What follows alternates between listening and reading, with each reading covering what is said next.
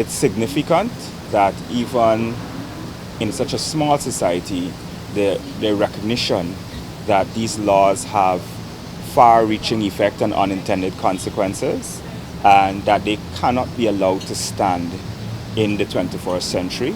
That was Sasod's Director Joel Simpson during an exclusive interview relating his take on Antigua and Barbuda's anti-buggery law, which was recently struck down at the Eastern Caribbean Supreme Court. Simpson is adamant that CARICOM member states like Guyana, who are not subjugated to the colonial rule, must follow suit in repealing these laws he described as relics of slavery. The courts have spoken, the message is clear. We have Belize, Trinidad and Tobago, and now Antigua and Barbuda, that these laws can't stand anywhere in the region, and the Guyana government and parliament needs to do the proactive thing and repeal the laws. In 2016, same-sex activity was decriminalized in Belize when the Supreme Court declared Belize's anti-sodomy law unconstitutional. In 2018, Judge Devendra Rampersad of the Trinidad and Tobago High Court officially decriminalized consensual sexual relations between adults of the same sex, in a ruling that modified outdated and discriminatory sections of the country's penal code. Last week, the Eastern Caribbean Supreme Court of Antigua and Barbuda recently nullified the Twin Islands anti-buggery law, which essentially criminalizes gay people after an openly homosexual man and the Women Against Rape group argued that offended their constitutional rights. The Eastern Caribbean Supreme Court agreed that sections of the Sexual Offences Act indeed contravene the constitutional rights of the nation's citizens.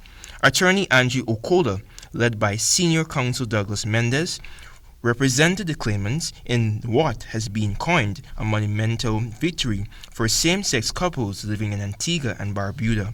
While noting the dire need for constitutional reform in Guyana, the Sasod director posited that the government should forge towards tabling legislations to repeal Section 351 to 353 of the Criminal Law Offences Act, which criminalizes buggery, attempted buggery, and gross indecency. If that is something that can immediately be done, government needs to show leadership, table legislation to do that, and that request requires a simple majority in the National Assembly to pass legislation to repeal those laws.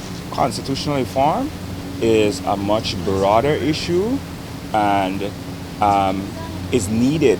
Simpson highlighted Sasod's continued lobby for protective rights for persons in the LGBTQ community, which to date has not materialized. He called on policymakers to pay closer attention to the woes of the LGBTQ community. Issues related to socioeconomic rights, discrimination related to health, education, work, housing, and all of that, that is legal protection from that kind of discrimination.